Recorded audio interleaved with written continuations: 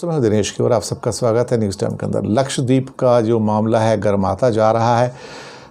एक चीज़ क्लियर हो गई है, भारतीय जनता पार्टी किसी भी जगह पर शांति नहीं देख सकती है। ये दरअसल अंदर से एक कहा जाए तो इनको अराजकता पसंद है, और ख़ास तौर से जहाँ पर इनको अगर कहीं मुसलमान ज़्यादा दिखाई दे गए या क्रिश्चियंस ज़्यादा दिखाई दे गए तो फिर तो इनके ऊपर एक जुनून सवार हो जाता है कि इनको अब बर्बाद कैसे किया जाए। और वहाँ पे उन्होंने अपना एक प्रफुल्ल पटेल नाम से एक नया लेफ्टिनेंट गवर्नर बिठा दिया, जिन्होंने आके बीफ बैन किया, गुंडा एक्ट लगा दिया। उस जगह गुंडा एक्ट लगाया जहाँ की टोटल आबादी 70,000 है, जहाँ पे पिछले कई सालों में ना कोई रेप है, ना कोई क्राइम है, ना कोई मर्डर है, ना कोई किडनैपिंग है, कोई क्राइम ही नहीं है वहाँ पर, लेकिन वहाँ पर गुंडा एक्ट लगा दिया।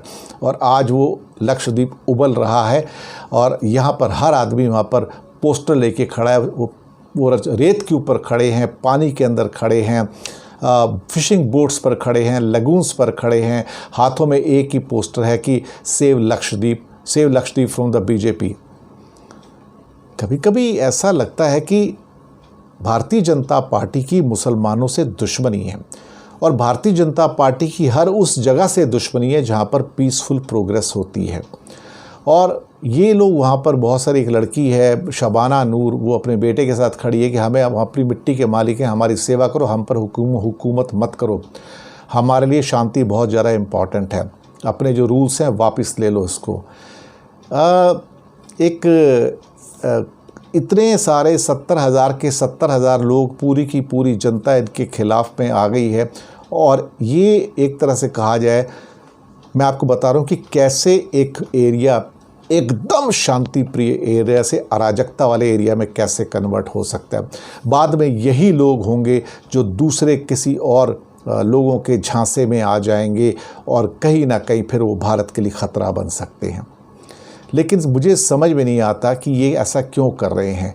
वहाँ के जो संसद सदस्य हैं, मेंबर पार्लियामेंट है, वो भी अपोज़ कर रहे हैं, जो बीजेपी के मेंबर्स हैं वो भी अपोज़ कर रहे हैं। वहाँ पर कमाल की बात ये है कि भारतीय जनता पार्टी एक विनाशकारी शक्ति के रूप में उभर कर लक्षद्वीप को बर्बाद कर देना चाहती है। टोटल मिला के 32 स्क्वायर किलोमीटर का एरिया है, उसके टोटल मिला के 36 आइलैंड्स हैं। कुछ आइलैंड तो इतने छोटे हैं कि वो छोटा सा गांव भी उसके अंदर आ जाए तो वो है। और आप यकीन मानिए कि वहाँ पे इतने डेवलपमेंट की ज़रूरत क्या है, जितना डेवलपमेंट है काफ़ी है, छोटा मोटा और हो सकता है वहाँ पे सड़कें नहीं बननी है, हाईवेज़ नहीं बनने हैं, वहाँ पे तो एक समुद्र और नौका, वही दो चीज़ें होती हैं।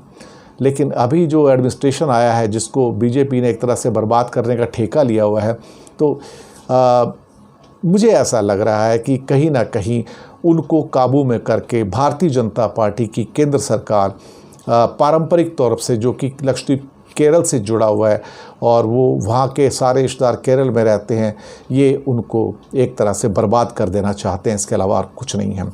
लोगों को समझना होगा कि भारतीय जनता पार्टी देश में शांति लाने वाली पार्टी नहीं है। ये देश को एक तरह से देखा जाए तो अराजकता की ओर लेके जा रही है, और इससे बचकर रहने की ज़रूरत है।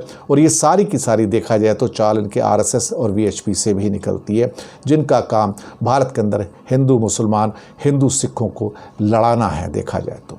शुक्रिया।